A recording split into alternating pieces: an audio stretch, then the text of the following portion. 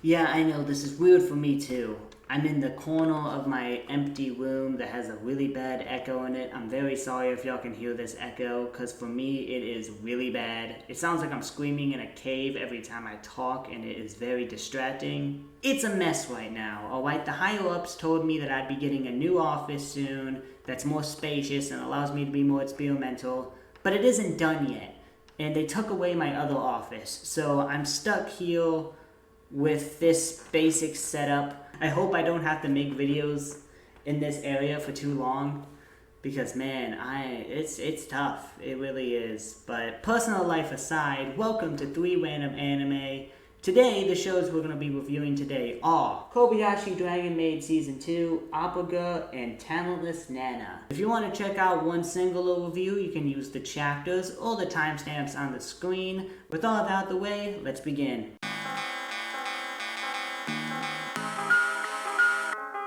Can I just say that I am very thankful Kyoto Animation is still making shows? I mean, they're a studio that puts their hearts into everything they do, and to see them still making shows despite everything they've been through is one of the greatest things I've ever seen in my life. Before we begin, I have to say that Yasuhiro Takemoto, who did the directing, the episode directing, the screenplay, and the scripting of the previous season of Kobayashi Dragon Maid, as well as a ton of other KyoAni shows for that matter, sadly passed away alongside 35 other people during the KyoAni arson attacks of July of 2019. That same arson attack also injured 33 people. Rest in peace to him and everybody who lost their lives prematurely during that awful tragedy. Your contributions towards the anime community and the world itself will never be forgotten.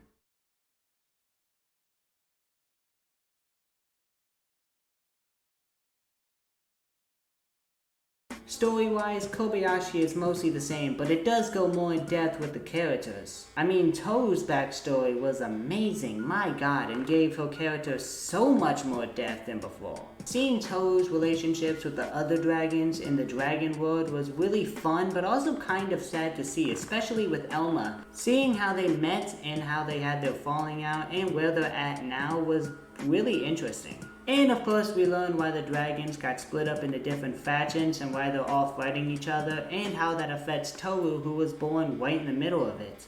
Toru just wanted the fighting to stop and tried her best to stop it by herself, but ended up not being able to and had to retreat to the human world, which is how she met Kobayashi. This is what I wanted out of a Kobayashi Dragon Maid Season 2. I wanted more insight on what is going on with the dragons and what's going on in Toru's real world. All of this makes Kobayashi feel a little undeserving of all the love she gets from this very powerful creature, but Toru loves Kobayashi for everything she did for her. Toru's character has a lot more depth now. Behind this goofy maid, she's a very powerful and brave dragon who tried to end a massive war. Before I talk about the rest of the cast, let's talk about Alulu, who's the new dragon introduced in the season. She gets introduced as this crazy girl who wants to destroy the town in Toru because she hates humans, let's just say for personal reasons. But after a change of heart, she ends up living with Kobayashi and she's trying to find something to do with her life since she can be pretty lazy. And Toru found her purpose in life, which is to be a maid, and they're around the same age. She ends up getting a part-time job where she meets the other new character introduced this season, Take. Take is a pretty regular high school boy, but he does try and help Alulu whenever he can. He also gets very distracted by the massive flame sacks on her chest. I don't know why he gets so distracted by that, like that's where her power is sealed, bro. Besides that though, the rest of the relationships are pretty much the same.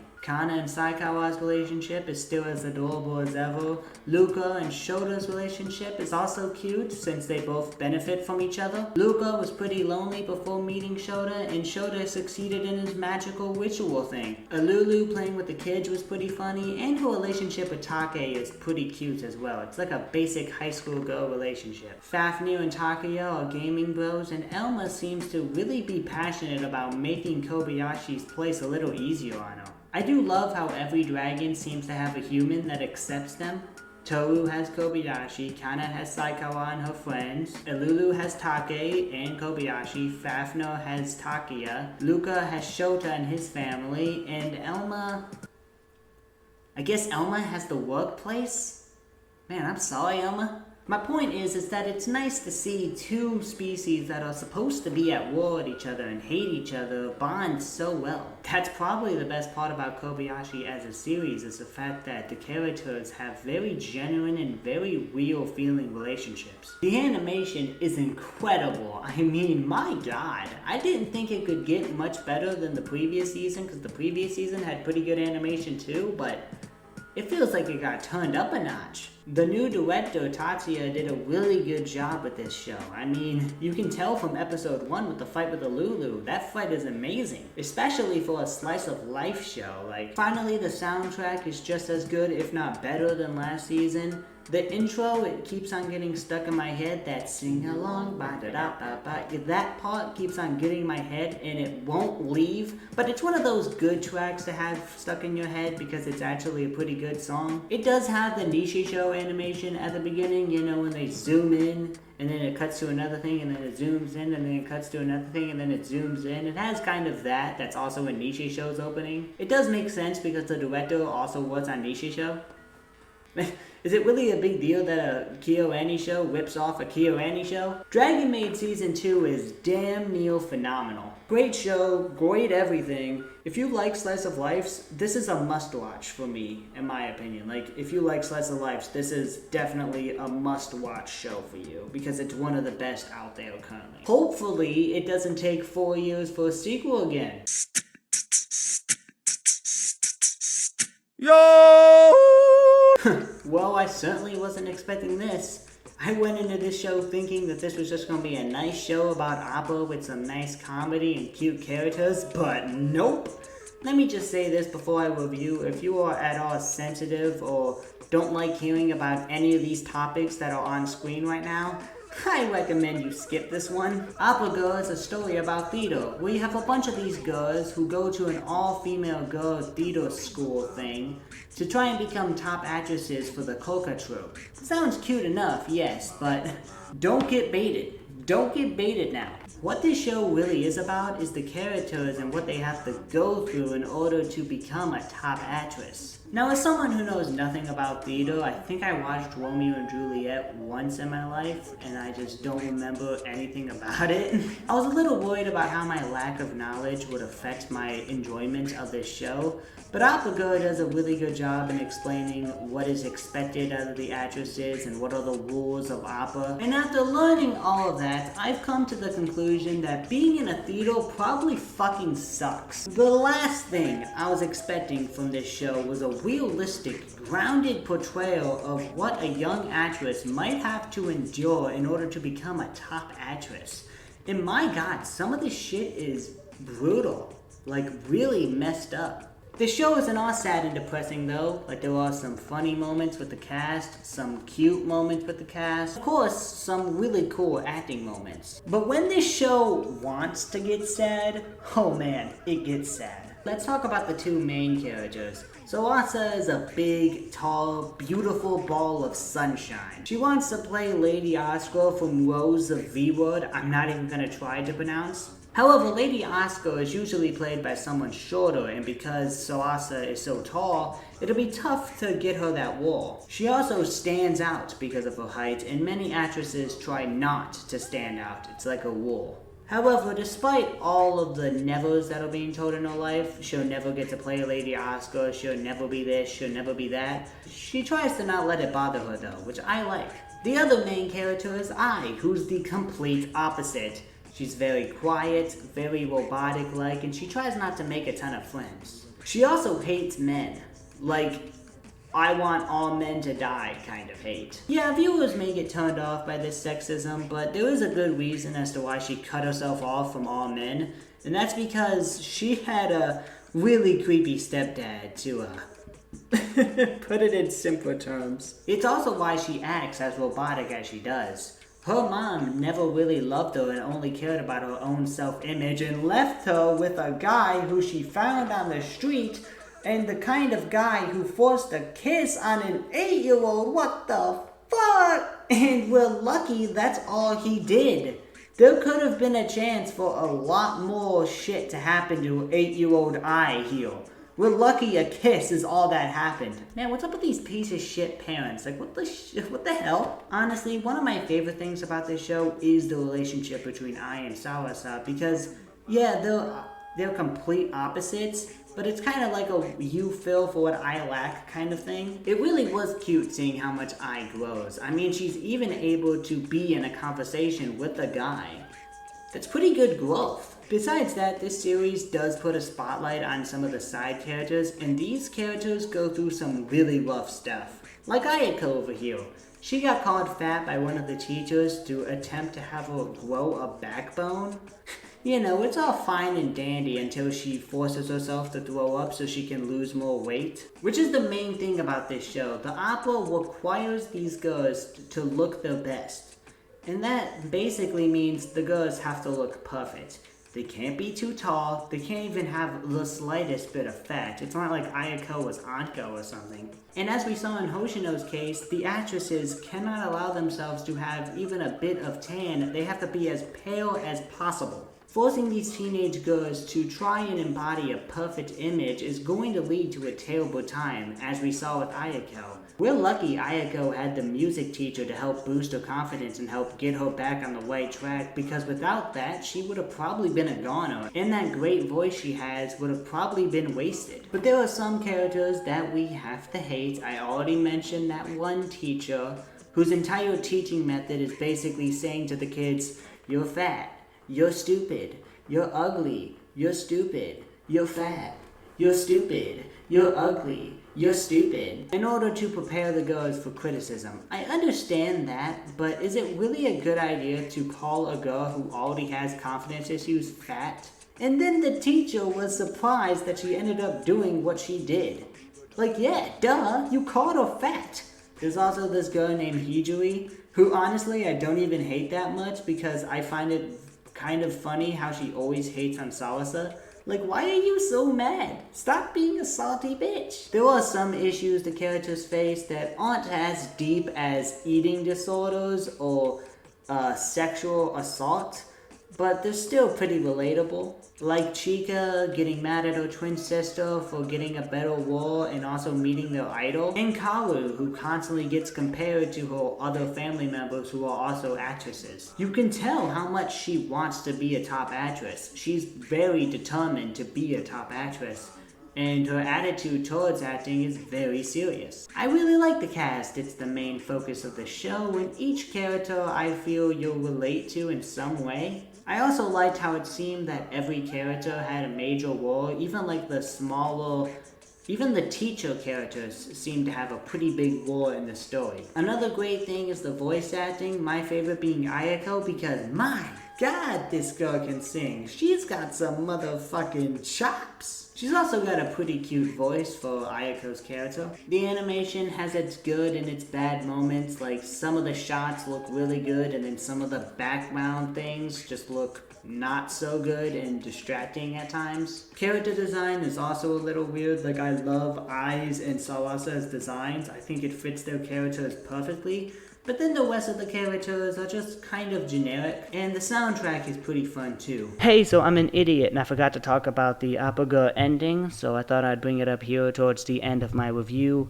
I wouldn't say I hate the ending, but I also wouldn't say I'm a massive fan of it neither. I'm pretty middle of the road on it. I do wish they set up a little bit more for the second season, like maybe introduce the first year character or maybe just something like that, so I could be more excited for the second season, if there is a second season. But I am interested to see like how the hierarchy between the new second years, which is just our main cast, versus the newer first years, because obviously the second years in this season were bullying the first years, and I don't think our cast would do something like that. I don't think anybody in our cast would bully anybody. But I think it is pretty interesting to see how that works. And also how the third years factor into that hierarchy as well. I want to see how that works.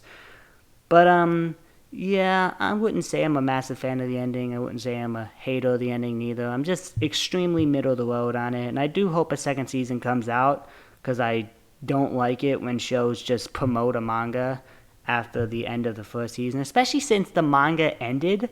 So we could just do another anime, just do it right now, but you know, whatever. that's pretty much my opinion on it. So yeah, back to the review. I enjoyed this anime. I'll say watch it if you enjoy character-driven dramas, even if you don't like opera that much.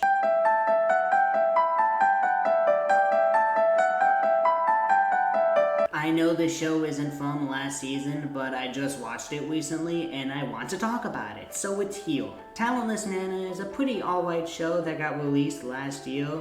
It's a psychological cat and mouse kind of show, similar to Death Note. You have the main protagonist, Nana, who's a serial killer, facing off against the main antagonist, named Koya, who's calm and collected and is kind of sort of friends with the person he's trying to catch. Where the show differs from Death Note is that instead of a Death Note, every character has some type of superpower.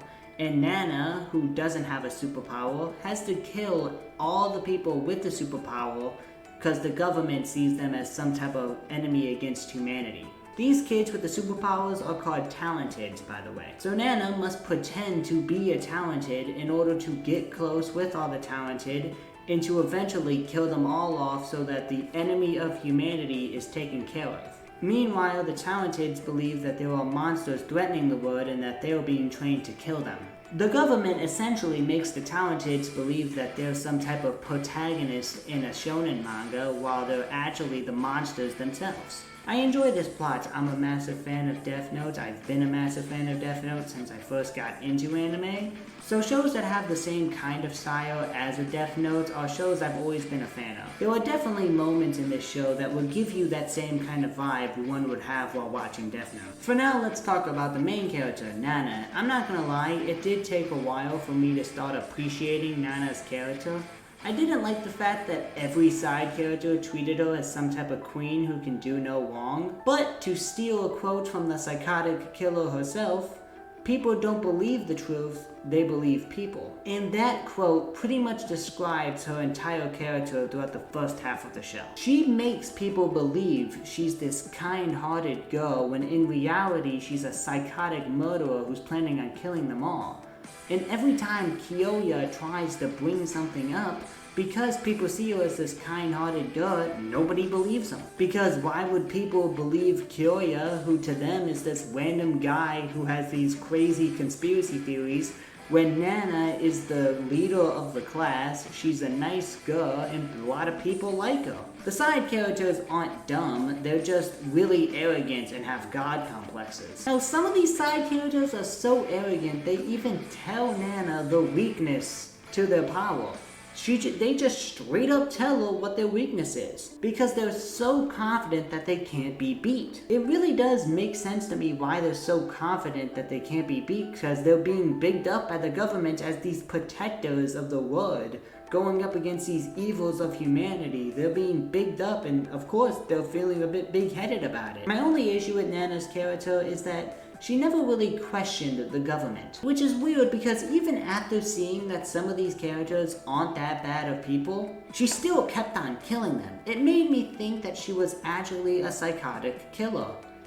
And then the second half of the show happened and that completely changed everything. Instead of Nana being a ruthless serial killer, she was somebody you could feel sympathetic for. She isn't an emotionless monster, she has human feelings, and she grew up constantly being berated by pretty much every adult in her life. And because of this constant verbal abuse from all these adults, it made her blame herself for what happened to her family.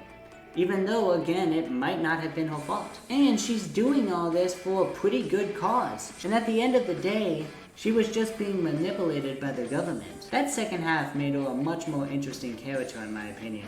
And sadly, this series ends in a pretty rough spot. So we don't get to see how her character changes, but if I had to guess, she realizes that what she did was wrong and she sides with the Talenteds to go against the government that was manipulating her. A character I enjoyed throughout the entire show was Kyoto, mostly because he was the only character who questioned Nana for a while. I also really enjoyed his personality.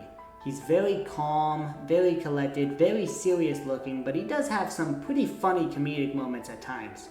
One thing I enjoyed about his character is that he does make sure he gets all the evidence before making a claim, In a way, he's kind of like L. And once he does start making the claim that Nana is a bad person, he goes too fast and it ends up biting him in the back. Besides that, there were two other characters that I liked, Jin and Michiru. I'll start off with Jin, even though there's not a lot to say about him because he came in pretty late. He's hunting down the people who turned Nana into the monster she is now. And he's got this really overpowered ability where he's able to change his appearance into one of the talented and is even able to copy their powers. Which brings me to Michiru, a character who's so nice that you have to wonder what kind of brain-dead idiot thought this wholesome girl would kill 100,000 people. She wants to help people even at the cost of her own life, which is the bane of her power. She can heal people, but it takes away a bit of her lifespan every time she does it. Despite knowing that it takes away her lifespan, she still constantly uses her power because she does not care what happens to her, she just wants to help people. Again, who in the right mind assumed that this girl would kill even an ant? She's also the only side character that gets some type of backstory, and she's the only one to really get close to Nana. Michiru believes that there's no way Nana could be some type of killer, and that makes Nana feel very guilty for lying to her. Which is one of the reasons Nana turns to the good side. Sorry, my computer is dying in the middle of recording. Huh. Isn't that funny, you guys? Isn't that funny how that happens? You know, it's never happened once, and then I suddenly move areas, and now all of a sudden, my computer dies. Besides those four characters, though, I'm not sure who I like from this cast. I mean, you have the pretty useless and annoying Fire and Ice guys.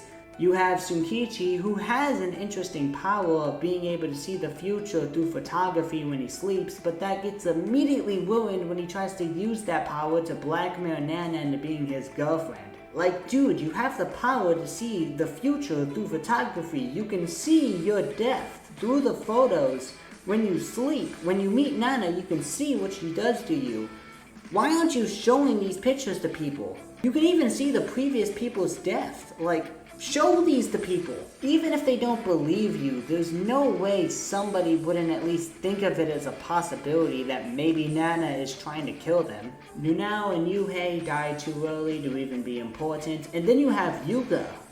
Whatever the fuck was going on with her. Speaking of Yuka, I did enjoy a lot of the plot twists in this show.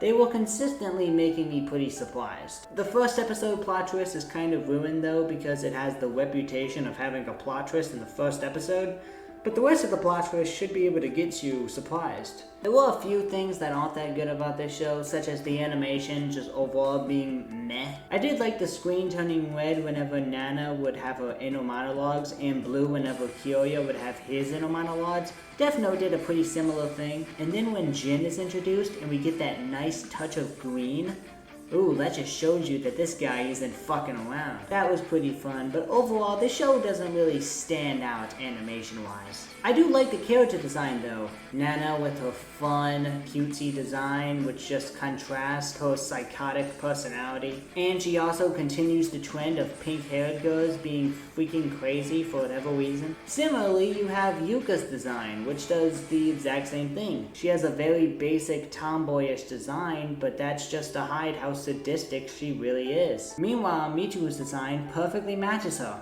with her scraggly hair that makes her look like a dog, which is perfect because she's called a dog in the show, which is fitting because her power is pretty similar to a dog's, which is even more fitting because her name has the word Inu in it, which literally means dog. I just thought that was a fun little connection with her character, the fact that dog is pretty much everywhere. And this show as a whole just has a really colorful and cute art style, which just hides how truly messed up the show really is.